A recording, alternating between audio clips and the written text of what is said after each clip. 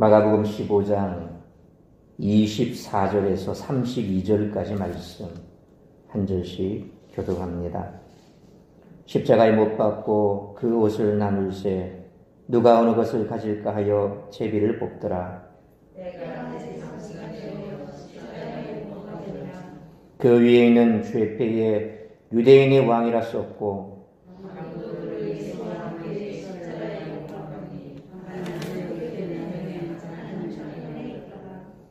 지나가는 자들은 자기 머리를 흔들며 예수를 모욕하여 이르되 아하 성전을 헐고 사흘에 짓는다는 자여 그와 같이 대제사장들도 서기관들과 함께 희롱하며 서로 말하되 그가 남은 구원하였으되 자기는 구원할 수 없도다. 이스라엘의 왕 그리스도가 지금 십자가에서 내려와 우리가 보고 믿게 할지어다 하며 함께 십자가에 못 박힌 자들도 예수를 욕하더라. 아멘. 기도하겠습니다. 거룩하신 아버지 하나님, 은혜와 사랑을 감사합니다. 이 시간에도 주님 앞에 예배할 수 있도록 우리를 불러주셨으니 감사합니다. 특별히 고난주간 특별 새벽 기도회가 있고 주님의 고난에 동참하는 그러한 마음으로 또한 한 주간 하루 금식하며 주님의 십자가를 묵상하게 하시니 감사합니다. 죽을 수밖에 없는 죄인이오나 우리 주님의 그 십자가 공로 피로 말미암아 우리의 죄를 사하시고 하나님의 자녀 삼아주시며 날마다 말씀을 묵상하는 가운데 주의 귀한 은혜가 우리의 삶 가운데 이처럼 흘러넘치는 복된 삶을 살아가게 하신 것 다시 한번 머리 숙여 감사를 드립니다. 우리의 삶을 드려 우리의 물질을 드려 우리의 시간을 드려 더욱더 주님의 은혜에 감사하며 자원하는 마음으로 기쁜 마음으로 주의 몸된 교회를 위해 헌신하는 그러한 삶을 살아가기로 결단하며 또한 그런 삶을 살아낼 수 있는 힘과 능력을 이 시간에도 말씀을 통하여 다시 한번 공급하여 주시기를 간절히 빌고 소원하오며 이 모든 말씀 우리 주 예수 그리스도의 이름으로 기도하옵나이다. 아멘.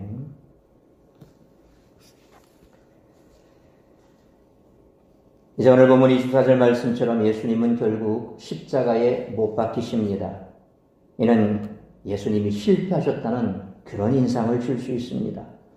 그러나 예수님은 십자가에 못 박히시는 것이 자신이 걸어가야 할 길임을 이미 3차례에 걸쳐서 제자들에게 예고하셨습니다. 따라서 예수님의 십자가 소형은 유대 지도자들의 계략에 의해 억울하게 당하는 죽음이 아니라 예수님이 스스로 결단하고 받아들이신 그런 죽음입니다. 이러한 사실은 이미 겟세마네 기도에서도 분명하게 드러났습니다. 십자가에서 죽으심은 아버지의 뜻에 따른 것이라는 말씀입니다. 마가는 예수님의 십자가 소형 장면을 묘사하면서 몇 가지 인상적인 보도를 하고 있습니다. 먼저 예수님이 십자가에 못 박히신 후에 군인들이 예수님의 옷을 나누기 위해서 제비를 뽑는 모습입니다. 요한복음 19장 23절로 24절을 보면 그들은 예수님의 겉옷과 속옷을 다 취했다고 했습니다. 그래서 기록한 요한은 그것이 24절 하반절에서 보니까 이는 성경에 그들이 내 옷을 나누고 내 옷을 제비 뽑나이다 한 것을 응하게 하려 함이로라 하는 말씀처럼 구약 예언의 성취임을 분명하게 밝힙니다. 그러나 마가는 이 일이 구약 예언의 성취임을 분명하게 언급하지는 않지만 이 역시도 시편 22편 16절에 개들이 나를 에워쌌으며 악한 무리가 나를 둘러 내 수족을 질렀나이다. 또한 시편 22편 18절에 내 겉옷을 나누며 속옷을 제비 뽑나이다 라는 말씀의 성취를 말하려는 것으로 이해해야 옳을 것입니다. 요한복음처럼 구약의 성경 말씀이 응하여졌다라고 구체적으로 기록은 하고 있지 않지만 그럼에도 불구하고 오늘 마가의 기록은 바로 구약 예언의 성취다 하는 것을 간접적으로 밝힙니다. 물론 다윗의 이 시편 22편 이 본문이 예수님의 십자가 처형으로 성취되었다는 인식은 예수님이 부활하시고 승천하심으로 자신에 대한 구약의 예언들을 성취하셨다는 사실을 깨달을 때에 비로소 다윗이 1000년 전에 기록한 이 시편의 말씀은 바로 예수 그리스도에 대한 말씀이구나 하는 것들이 이해가 된다는 거죠. 제가 지난주에도 말씀드렸습니다만 1000년 전 다윗의 입을 통해서 어떻게 시편 22편이 그렇게 정교하게 기록이 되었을까? 보셨습니까? 1절에 바로 그렇게 되어 있지 않습니까? 나의 아버지여 나의 아버지 어찌하여 나를 버리시나이까? 예수님이 십자가에서 말씀하신 엘리 라마 사박다니 바로 그 말씀 그대로 22편의 1절에 바로 나오고 있습니다. 참 놀랍지 않습니까? 다윗인들 어떻게 예수님이 십자가에 못 박히실 것을 직접 눈으로 보고 그렇게 말씀했겠습니까? 분명히 다윗은 고난 가운데 그렇게 자신의 고난을 토로한 것이지만 결국 예수님께서 그 말씀조차도 십자가상에서 구약의 말씀대로 이루게 하셨더라. 결국 예수님의 죽으심과 영광 받으신 이후에 제자들은 그것을 깨달은 거죠. 그래서 예수님이 하신 그 말씀, 그것을 바로 이 영광의 사건이 바로 시편에 기록된 그대로 응하여 줬더라 라고 하는 것. 특히나 오늘 말씀처럼 시편 22편 18절에도 겉옷과 속옷을 제비 뽑는다. 이건 역시도 어떻게 보면 정확하게 1000년 전 다윗이 그렇게 예언한 그대로 이루어졌을까? 참 신묘막측하지 않습니까? 결국 오늘 마가가 이렇게 이 기록을 구약의 예언의 성취다라고 밝히고 있지 않지만 그러나 이런 사항들을 들고 왔을 때 이것을 기록했을 때는 바로 시편 22편 다윗의 입을 통해서 예언된 그 예언이 정확하게 성취되었다라고 하는 것을 간접적으로 얘기하는 거죠. 한편 25절로 26절 말씀처럼 마태나 누가는 예수님이 십자가에 달리신 시각을 언급하지 않는 반면에 마가는 예수님이 십자가에 못 박히신 시간을 제3시라 그렇게 제시합니다. 오늘날 시각으로 말하면 오전 9시가 됩니다. 이것은 예수님이 빌라도 법정에 서신 시각을 제6시로 제시하는 요한복음 19장 14절과 사실 모순된 것처럼 보입니다. 제3시에 십자가에 못 박혔는데 빌라도 법정에 제6시에 섰다. 이러니까 뭔가 시간이 좀 거꾸로 가는 것 같지 않습니까? 그런데 실상은 그렇지가 않습니다. 이것은 요한복음은 로마 시간을 따른 것으로 이해한다면 이해가 되는 겁니다. 소위 말하면 요한복음에 보면 이른 아침에 빌라도 법정에 섰다 그랬거든요. 그러면서 그 시간이 바로 빌라도 법정에 선 시간이 제6시다. 그럼 오늘로 말하면 로마 시간 그대로니까 오전 6시가 되는 겁니다. 그래서 오전 6시에 예수님께서는 빌라도 법정에 서셨습니다.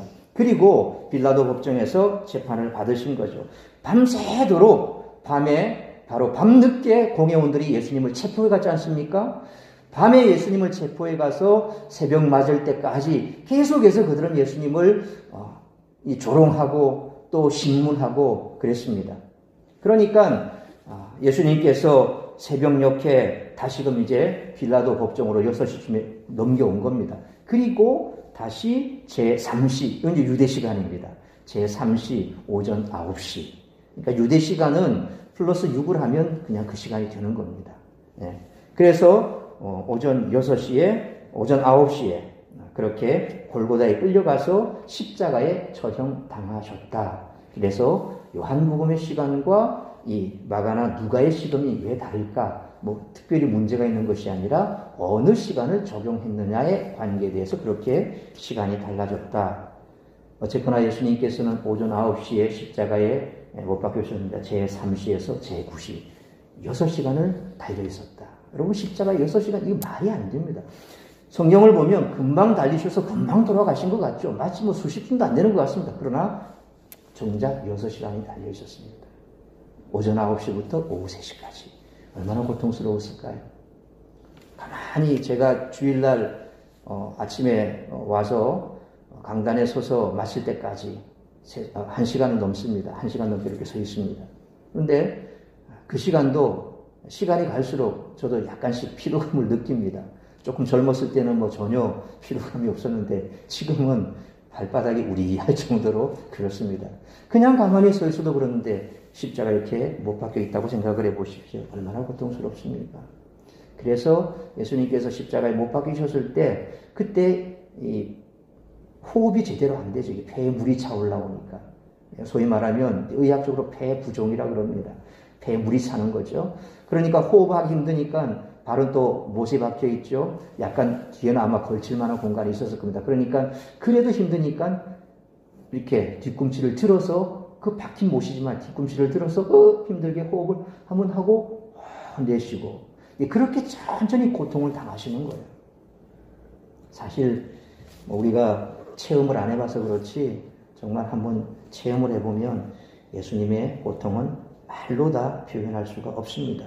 자, 그런데 예수님이 이렇게 달리신 십자가 위에 뭐라고 표가 붙어 있습니까? 유대인의 왕. 그러한 죄패가 달려 있었더라는 것입니다. 십자가에 처해진 죄수들은 죄목이 적힌 죄패를 목에 겁니다. 목에 이렇게 죄목이 접힌 패를 걸고 십자가에 처형당했는데 예수님의 공의원은 죄패를 십자가 위에 그냥 달아 놓았다라는 겁니다. 요한의 기록에 따르면 예수님의 죄패에는 히브리어, 라틴어, 헬라어 이렇게 그 당시 예루살렘에 모여있던 그러니까 유월절을 지키기 위해서 모였던 많은 군중들 각지에서 왔던 사람들 헬라 지역에서 왔으면 헬라어로 또 그 이외에 다른 로마나 라틴 지역에서 왔으면 라틴어로 히브리어로 그러니까 3개국어로 붙여놓으니까 모르는 사람이 없더라는 거죠. 모두가 다 볼 수 있는 예수님을 누구라고? 유대인의 왕이라고 선포한 거죠. 죄패로 썼지만 실상은 오히려 예수님께서 역설적으로 유대인의 왕이심을 온 천하에 공포한 셈이 된 것입니다. 요한의 관점에 따르면 예수님의 십자가 죽으심은 예수님이 진정으로 영광 받으신 사건이라는 거죠. 그래서 요한복음에 보면 예수님이 아직 영광 받기 전이더라. 그러니까 예수님이 십자가 달리시는 사건을 영광의 사건으로 본 겁니다. 그 마지막 절정이 바로 이제 십자가에 달리셔서 유대인의 왕으로서 영광을 받으신 겁니다. 27절 말씀처럼 강도 두 사람이 예수님과 함께 십자가에 못 박혀 처형을 당했습니다. 하나는 예수님의 우편에 하나는 좌편에 못 박혔다는 것은 10장 37절에 세베대의 아들들의 청탁을 다시 한번 떠올리게 하죠. 그들은 예수님이 영광 받으실 때 자신들을 주님의 좌편에 앉게 해달라. 하나는 우편에 하나는 좌편에 그렇게 앉게 해달라. 예수님이 영광 받으실 때에 라고 그렇게 말씀을 했죠. 그들은 예수님이 마시는 잔을 자신들도 마실 수 있다. 너희가 내가 마시는 잔을 마실 수 있느냐? 예, 마실 수 있습니다. 온 장담했는데 자신들이 실제로 무엇을 구하는지도 제대로 알지 못했던 거죠. 그러니까 예수님께서 십자가에 달려 죽으시는 그것이 바로 영광 받으시는 것이고 또 그 잔을 예수님은 스스로 마셨는데 너희도 그 잔을 마실 수 있느냐? 하나는 좌편에 하나는 우편에. 그런데 예 라고 대답을 했는데 실제 나머지 제자들은 다 도망가 버렸죠. 다 도망가고 그 자리에 없었더라는 겁니다. 한편 29절로 30절 말씀처럼 지나가는 사람들은 십자가에 달린 예수님을 보고 머리를 흔들며 성전을 헐고 사흘에 씻는다는 자여 내가 너를 구원하고 십자가에서 내려오라 조롱했습니다. 그런데 이 조롱은 또한 시편 22편 6절로 8절에 나는 벌레요 사람이 아니라 사람의 비방거리요 백성의 조롱거리니이다. 나를 보는 자는 다 나를 비웃으며 입술을 비죽거리고 머리를 흔들며 말하되 그가 여호와께 의탁하니 구원하실 걸 그를 기뻐하시니 건지실 걸 하나이다 라는 말씀을 생각나게 하죠. 또 역시나 천년 전 다윗이 어쩌면 그렇게 정확하게 그 당시 그 자리에 있던 이 지나가는 사람들 그리고 제사장들이 했던 그 말을 그대로 할 수 있었을까? 가히 신명막측하고 놀랍지 않습니까? 결국 우리가 여기에서 정확하게 말씀드릴 수 있는 것은 예수님은 말씀대로 오셨고 말씀대로 사셨고 마지막 죽는 순간도 말씀대로 죽으셨고 그 예수님을 둘러싼 모든 사람들도 말씀대로 똑같이 예수님을 공격했고 예수님께서 죽으심을 그들은 증언했다라는 것이죠. 예수님은 그냥 이 땅에 오신 분이 아니라는 겁니다. 바로 우리가 그렇게 기다리는 메시아였고 메시아의 삶을 사셨고 그 메시아처럼 마지막 순간까지 예언을 성취하셨다라는 거죠. 또한 그 조롱 가운데 성전에 대한 언급이 등장하고 있습니다. 그것은 이사야 2장 2절로 4절 그리고 에스겔 37장 26절로 28절 말씀처럼 메시아 시대에 종말론적 성전이 회복될 것을 사람들이 알고 있음을 시사하는 겁니다. 그러니까 마지막 메시아가 오면 분명히 이사야 2장이나 에스겔 37장에 보면 성전이 회복될 것이다. 그렇게 예언을 하고 있습니다. 정확하게. 그런데 그 예언을 생각했을 때 예수님께서 성전을 헐라 내가 사흘 만에 짓겠다라고 말한, 그러면 그 예루살렘 성전이 다시 네가 그렇게 다시 회복시킬 수 있느냐? 다시 세울 수 있느냐? 이렇게 생각을 했었는데 실상은 예수님 자체가 성전이라는 사실을 그들은 몰랐던 거죠. 그러니까 예수님이 메시아라는 사실을 그들은 전혀 논외로 생각했던 것입니다. 생각 밖으로 그냥 터부시하고 무시하고 네가 그 메시아가 맞냐라고 그렇게 대들었던 거죠. 31절로 32절 말씀처럼 예수님을 처형한 장본인들이었던 대제사장들도 서기관들과 함께 그가 남은 구원하였으되 자기는 구원할 수 없도다. 이스라엘의 왕 그리스도가 지금 십자가에서 내려와 우리가 보고 믿게 할지어다 라면서 예수님을 조롱하기 시작했습니다. 그러니까 유대인들이 생각했던 메시아는 죽을 수 없는 메시아고 회복시켜야 할 메시아인데 지금 메시아는 죽어 있지 않습니까? 십자가에 못 박혀서 조롱거리가 되어 있다는 것입니다. 유대교 지도자들은 십자가에 달린 메시아를 상상할 수가 없었습니다. 왜냐하면 구약이 예언한 메시아는 하나님의 신적인 대리인으로서 종말론적인 심판을 통해서 악인들을 심판하고 의인을 신원해야 하는데 이스라엘을 구원시켜야 하는데 예루살렘을 회복시켜야 하는데 그런 사람이 십자가에 달린다는 것은 유대인 신학에서 상상할 수 없는 그런 일이기 때문입니다. 더욱이 나무에 달린 자는 하나님께 저주를 받은 것이라고 하는 신명기 21장 23절 말씀은 예수님에 대한 그들의 확신을 더욱 강화시켰던 거죠. 분명히 구약의 신명기 21장 23절에 나무에 달린 자마다 다 저주받은 자라. 그래서 예수님께서 십자가에 달리신 그 사건은 결국 저주받은 자기 때문에 메시아일 수 없다라고 했는데 그들의 신학이 잘못된 거죠. 그 저주는 누구 때문에 받은 저주입니까? 우리가 받아야 할 저주, 우리가 달려야 할 십자가에 예수님께서 대신 달려주시고 대신 저주 받아주시고 우리의 모든 죄를 사해 주셨다라는 겁니다. 거기까지 그들은 생각이 미치지 못했습니다. 그냥 물리적으로 메시아가 와서 자신들의 모든 상황을 정화시키고 그리고 모든 상황을 변화시키고 메시아가 회복시켜 줄 것이다. 거기에만 초점이 있었지 어떻게 그 메시아가 그럴 수 있느냐? 그건 몰랐던 거죠. 따라서 대제사장들과 서기관들 그리고 백성의 조롱이면은 이와 같은 잘못된 유대신학이 자리 잡고 있었던 겁니다. 여러분 우리가 뉴스나 신문을 통해서 끔찍한 범죄 소식을 듣게 되면 그 죄를 범한 죄인에게 분노하죠. 그래서 사실상 그 사람 자체를 우리는 악마네 이렇게 인간이 아니네 사람의 탈을 쓴 짐승이네 이렇게 얘기를 하지 않습니까? 옛날 지존파 막가파 이런 친구들 또 지금도 이렇게 유아 강간하고 막 이렇게 죽인 그런 아주 악질적인 사람들을 보면 사람들이 그 사람을 사람으로 안 봅니다. 짐승이다 그러고 악마다 그러고 아무도 그렇게 합니다. 그러니까 그 죄를 범한 죄인을 향해서 분노를 쏟아냅니다. 그러면서 그에 비해서 우리는 선한 사람인 듯 그 사람을 향해서 이렇게 돌을 던지는 우리는 선하다. 마치 스데반을 향해서 돌을 던졌을 때 돌을 던진 사람은 그들은 율법에 있어서 정의로운 사람이고 스데반은 신을 분노하게 하고 또 여호와를 저는 아주 신성모독한 자이기 때문에 돌로 맞아 죽어도 된다. 돌로 죽여도 된다. 이런 생각을 가지고 있는 자기는 깨끗한 사람. 예수님 앞에 붙잡혀왔던 간음 현장에서 붙잡혔던 여인을 향해서 돌로 치려고 했을 때도 역시 마찬가지로 저 여자는 간음한 현장에서 붙잡힌 현장범이고 돌로 쳐 죽이려고 한 우리는 괜찮은 사람이고 항상 우리는 그렇게 생각을 합니다. 죄인들을 향해서 돌팔매질할 때 죄인은 죽음 마땅한 사람이고 우리는 괜찮은 사람인 것처럼 생각을 하죠. 근데 정말 그럴까요? 예수님이 십자가에 못 박히신 사건을 다루는 오늘 본문의 말씀을 통해서 우리들이 깨달아야 할 것은 첫째로 24절로 27절 말씀처럼 우리 모두는 사형받아 마땅한 죄인이라는 것입니다. 제3시가 되어서 군인들은 예수님을 십자가에 못 박고 그 위에 있는 죄패의 유대인의 왕이라고 썼습니다. 그리고 예수님의 좌우편의 강도들을 함께 못 박았습니다. 예수님이 흉악한 강도들과 함께 십자가에 달리신 것이죠. 예수님의 십자가는 우리의 죄가 하나님 앞에 얼마나 극악한 것인지를 보여줍니다.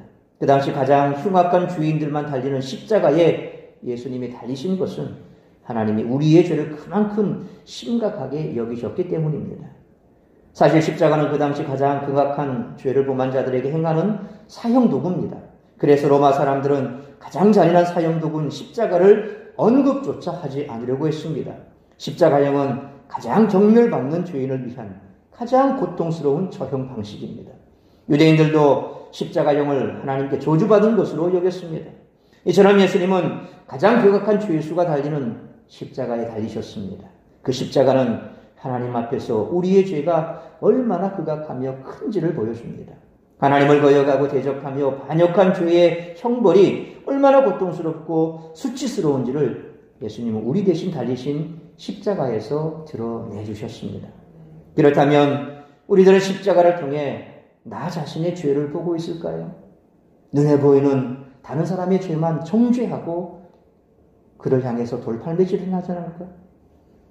십자가를 보면 하나님 앞에서 자신의 지은 죄가 얼마나 크며 그에 따른 하나님의 진노가 얼마나 큰지를 우리는 알 수 있어야 됩니다. 하나님은 우리가 지은 죄에 대해 그냥 넘어가실 수가 없습니다. 하나님은 공의로 판단하시며 심판하시는 분이기 때문에 그렇습니다. 십자가를 통해 먼저는 하나님을 거스르고 그 뜻에 불순종한 내 죄가 얼마나 심각한지를 알아야 됩니다. 가장 흉악한 죄인들만 달리는 십자가에 예수님이 달리신 것은 하나님이 우리를 그러한 죄인으로 보시고 우리 대신 예수님께 가장 큰 진노를 부으신 것입니다. 그래서 예수님께서는 겟세마네 동산에서 이 잔을 내게서 옮겨주시면 안 됩니까? 이것 말고는 다른 방법이 없습니까? 그렇게 예수님이 기도하셨지 않습니까? 예수님의 그 기도는 그냥 나온 기도가 아닙니다. 이 십자가형이 어떤 의미를 가지고 있는지 그 시대를 살아가는 사람이라면 누구나 다 아는 사실이었습니다. 우리만 그 시대에 대해서 아무것도 모르기 때문에 그저 예수님의 십자가 그러면 그런 것으로만 생각하시. 그 십자가가 가지고 있는 그 의미가 얼마나 처참하고 얼마나 잔인하고 그리고 얼마나 큰 죄인이기에 십자가를 졌을까. 그런 의미, 그런 느낌을 우리가 받아야 되는 거죠. 그러므로 십자가를 묵상할 때마다 사형받아 마땅한 죄인이 나라고 하는 사실을 항상 기억하고 미워하고 증오하는 마음 대신에 예수님처럼 원수도 사랑할 수 있는 우리 모두가 되시기를 축원합니다. 두 번째로 29절로 30절 말씀처럼 우리 모두는 조롱받아 마땅한 죄인이라는 것입니다. 당시 십자가형을 당하는 죄인들은 발가벗겨진 채로 나무에 달려야 했습니다. 그런 까닭의 고통을 겪을 뿐만 아니라 심한 수치를 당해야 했습니다. 예수님도 그 모든 옷이 다 벗겨진 채 십자가에 달리셨다는 거죠. 사실 우리가 조형물이나 그림이나 보면 그래도 예수님이 이렇게 전을 가리고 있지 않습니까? 그건 그렇게 할 수밖에 없는 상황이죠. 그렇게 할 수밖에 없는 상황인데 실제는 그것도 없습니다. 그러니까 예수님이 통으로 짠 속옷, 요즘같이 무슨 이렇게 아리비로 이렇게 입는 속옷, 언더웨어가 있는 게 아닌 시대 아닙니까? 그러니까 그렇게 통으로 짠 속옷을 벗겨버리고 겉옷 벗기고 통으로 짠 속옷까지 다 벗겨버리면 아무것도 없는 거죠. 그런 상황이 된 겁니다. 그러니까 예수님께서는 아주 아무것도 남기지 않고 다 발가벗기는 그런 채로 십자가에 달리셨습니다. 그래서 십자가에 달리신 예수님을 보고 사람들은 자기 머리를 흔들며 모욕했습니다. 성전을 헐고 사흘에 짓는다고 말한 자여 스스로를 구원하고 십자가에서 내려오라고 조롱했습니다. 우리는 큰 수치와 조롱을 받아 마땅한 죄인들이었습니다. 우리 모는 로마서 1장 21절 말씀처럼 하나님을 알되 영화롭게 하지 않고 그분께 감사하지도 않고 허망한 생각과 미련한 마음이 어두워진 그런 자들입니다. 영원하신 하나님을 버리고 썩어질 피조물을 섬기는 죄를 저지른 어리석고 패역한 자들입니다. 우리는 조롱과 수치를 받아 마땅합니다. 그러나 사람들은 죄인의 죄를 대신 감당하시는 예수님을 조롱했습니다. 예수님을 모욕하며 스스로를 구원의 십자가에서 내려오라고 소리쳤습니다. 그러나 십자가에서 예수님이 그 고난과 조롱을 모두 감당하심으로 죄인인 우리가 하나님의 구원을 받게 된 것입니다. 혹시라도 주님을 믿기 때문에 조롱당한 경험이 있습니까? 우리는 죄로 말미암아 하나님 앞에 서지 못하고 죽을 수밖에 없는 자들이었습니다. 그러나 예수님이 십자가를 지심으로 우리를 대속해 주셨기에 이제는 하나님 앞에 의로운 자가 되었습니다. 그러므로 이제부터 받는 조롱과 모욕은 죄로 인한 것이 아닌 주님을 위한 것이어야 합니다. 주님을 따라 거룩한 삶을 살고 다른 사람을 사랑하고 섬기기 위해 조롱과 수치를 받아야 합니다. 이것이 오직 십자가로 자유롭게 된 자들만이 할 수 있는 일이며 주님을 따라 살아가는 영광스러운 길임을 늘 기억하고 살아가는 우리 모두가 되시기를 축원합니다. 세 번째로 31절로 32절 말씀처럼 우리 모두는 하나님을 모독한 죄인이라는 것입니다. 대제사장들과 서기관들은 예수님이 남은 구원하면서 자신은 구원하지 못한다라고 비웃으며 그들이 그분을 믿을 수 있도록 십자가에서 내려오라고 했습니다. 함께 못 박힌 강도들도 예수님을 모욕했습니다. 예수님을 조롱하고 모독하는 것은 그분을 이 땅에 보내신 하나님을 업신여기는 것입니다. 하나님의 뜻을 어기고 자신의 뜻대로 사는 것은 큰 죄입니다. 십자가를 보면서 우리는 죄에 대한 심판이 얼마나 엄중한가를 깨닫고 돌이켜야 합니다. 우리는 세상에서 일어나는 큰 죄에 대해서는 심각하게 생각합니다. 살인과 폭력, 사기와 간음을 심각한 죄로 여겨 분노하면서 우리가 하나님 앞에 행한 그 모든 죄에 대해서는 심각하게 여기지 않습니다. 여호와 이름을 망령되이 일컫는다는 것. 사실 우리는 그것을 별로 중요하게 생각하지 않습니다. 드러나지 않고 알려지지 않고 그리고 세상 가운데서 누가 손가락질하지 않고 남들이 바라볼 때는 그저 정직하게 사는 것처럼 보이면 아무 문제 없는 것처럼 생각됩니다. 그러나 얼마나 우리가 여호와 이름을 망령되이 일컫는 때가 많을지 우리는 그것이 얼마나 심각한지를 쉽게 생각하지 않습니다. 드러나지 않으면 그 죄를 죄로 여기지 않고 더 큰 죄와 악을 범하지요. 하나님을 대적하는 것은 세상의 그 어떤 악한 죄와도 비교할 수 없는 큰 죄입니다. 십자가에 달리신 예수님을 모독하는 것은 그분을 보내신 하나님을 대적하는 것입니다. 십자가를 보면서도 끝까지 그 앞에 굴복하지 않고 죄를 가볍게 여기며 함부로 행하는 것은 하나님을 모독하는 죄입니다. 이처럼 십자가의 은혜를 거역하고 거절하는 것은 하나님을 모욕하는 가장 큰 죄입니다. 하나님은 예수 그리스도의 십자가를 통해 우리에 대한 큰 사랑과 은혜를 분명히 보이심으로 다 알게 하셨습니다. 그럼에도 여전히 십자가를 비웃고 업신여기며 믿지 않는 사람들이 이 땅에 얼마나 많은지 모릅니다. 우리는 어떨까요? 날마다 십자가 앞에 엎드리고 있습니까? 그 앞에 자신의 죄를 다 내어놓고 오직 은혜만을 구하고 있을까요? 오직 십자가만을 자랑하고 십자가의 길을 걸어가고 있을까요? 그렇지 않다면 여전히 유대인들과 같이 하나님을 모독하고 십자가를 비우는 것입니다. 그러므로 예수 그리스도의 십자가 은혜로 구원받은 것으로 만족하지 말고 날마다 십자가 앞에서 우리의 죄를 다 내어놓고 오직 은혜만을 구하며 십자가를 붙들고 십자가를 자랑하며 내 십자가 지고 주님 가신 그 길을 따라가는 우리 모두가 되시기를 축원합니다. 사랑하는 성도 여러분, 예수님의 십자가는 우리가 지은 죄에 대해 우리가 받아야 할 하나님의 심판입니다. 십자가를 통해 우리 죄의 심각성을 깨닫고 십자가 앞에서 우리의 죄를 다 내어놓고 오직 은혜만을 구하며 십자가를 붙들고 십자가를 자랑하며 내 십자가 지고 주님 가신 그 길을 따라가는 우리 모두가 되시기를 주님의 이름으로 축원합니다.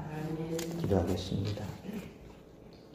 사랑하신 아버지 하나님, 은혜와 사랑을 감사합니다. 고난 주간을 보내면서 오늘 다시 한번 주님께서 십자가에 달리신 그 놀라운 은혜와 사랑을 우리의 가슴에 새기기를 원합니다. 십자가는 그저 그렇게 아주 잔인한 사형틀에 불과한 것이 아닙니다. 그 십자가를 통해서 우리에게 말씀하시는 분명한 말씀이 있다고 하는 것입니다. 우리가 저주받아 죽어야 할 그 십자가에 주님이 달리셨습니다. 우리가 십자가에 달려 조롱받고 멸시받아야 할 그 십자가에 주님께서 달리셔서 멸시와 조롱을 받으셨습니다. 그 십자가를 우리가 어떻게 생각하는지 다시 한번 이 시간 돌아보게 하여 주옵소서. 날마다 주님 못 박히신 그 십자가 우리가 붙들고 자랑하고 내 십자가 내가 지고 주님 가신 그 길을 따라감으로 오직 나를 통하여 이루고자 하는 주의 뜻을 이루어가는 복된 주의 자녀들이 다 될 수 있도록 이번 고난주간을 통하여서 다시 한번 십자가 앞에 더 가까이 나아가고 십자가 붙들고 살아가는 우리 모든 성도들 될 수 있도록 은혜 베풀어 주시옵소서. 이 모든 말씀 우리 주 예수 그리스도의 이름으로 기도하옵나이다. 아멘.